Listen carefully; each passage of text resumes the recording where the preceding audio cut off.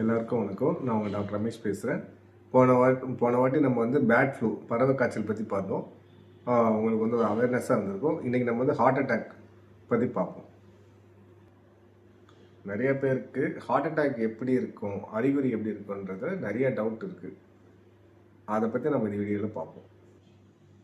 இதோட main symptoms என்ன? Heart அட்டாக்னால் உங்களுக்கு நெஞ்சு வந்து யாரோ அழுத்துற மாதிரி இருக்கும், அதாவது யாரோ மேலே ஏறி உட்காந்த மாதிரி இருக்கும். அது மட்டும் இல்லாமல் நெஞ்சு எரிச்சல் இருக்கும், நெஞ்சு அப்புறம் வந்து வாந்தி இருக்கும், ஸ்வெட்டிங் ஆகும், வேர்த்து கொட்டும். அப்புறம் வந்து வலி வந்து பரவுறது வந்து லெஃப்ட் சைடு, இடது பக்கமாக லெஃப்ட் சுண்டு விரல் வரைக்கும் பரவும். சில பேருக்கு தாடை வரைக்கும் பரவும். சில பேருக்கு வந்து காது வலி மாதிரி இருக்கும், பல்லு வலியாகவும் இருக்கலாம். இந்த எந்த பரவலாக இருந்தாலும், இந்த சிம்டம்ஸ் அறிகுறி இருந்தாலும் உடனே வந்து ஒரு இசிஜி எடுத்து பார்க்கணும். நீங்கள் இப்போது இசிஜி பார்க்குறாங்க, இசிஜியில் வந்து சேஞ்சஸ் இருக்குது, ஹார்ட் அட்டாக் மாதிரி தெரியுது. அப்போனா அதுக்கு அடுத்த நெக்ஸ்ட்டு என்ன ஸ்டெப் பண்ணணும்னா ஆன்ஜியோ வந்து எதுக்கு பார்க்குறோன்னா, ஹார்ட்டில் வந்து 3 முக்கியமான இரத்த குழாய் இருக்குது. அந்த இரத்த குழாயில் வந்து அடைப்பு இருக்குதான்னு ஆன்ஜியோவில் மட்டும்தான் தெரியும், இசிஜியில் தெரியாதுங்க. அதனால் ஆன்ஜியோ பண்ணி பார்க்குறது ரொம்ப இம்பார்ட்டண்ட். இப்போ ஆன்ஜியோ எதுக்கு பண்ணுறோன்னு பார்ப்போம்.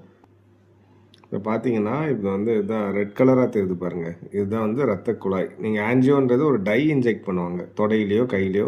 அந்த டை வந்து இதில் ஃபுல்லாக வரும், இந்த ரெட்டாக இருக்கு பாருங்கள், அது ஃபுல்லாக வந்து வரும். இப்போ பிளாக் இருக்குது இங்கே, இப்போ வட்டமாக சர்க்கிள் பண்ணி காட்டுறாங்க, இந்த பிளாக் இங்கே இருக்கனால இதுக்கு மேலே இந்த டை பாஸ் ஆகாது.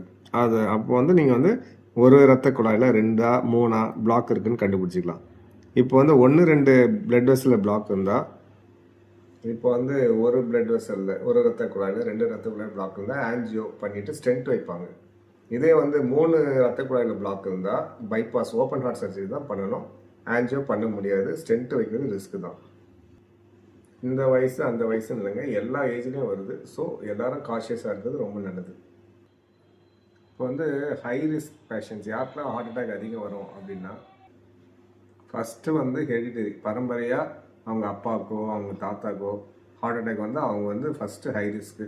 நெக்ஸ்ட்டு வந்து ஸ்மோக்கர்ஸ், செயின் ஸ்மோக்கர்ஸ், குடிக்கிறவங்க, ஆல்கஹால்ஸ் குடிக்கிறவங்க, அப்புறம் வந்து ஜங்க் ஃபுட் சாப்பிட்றவங்க, பிபி கொலஸ்ட்ரால் சுகர் கண்ட்ரோல் இல்லாமல் வச்சுக்கிறவங்க, இவங்க எல்லாருமே ஹை ரிஸ்க் பேஷண்ட்ஸ் தான்.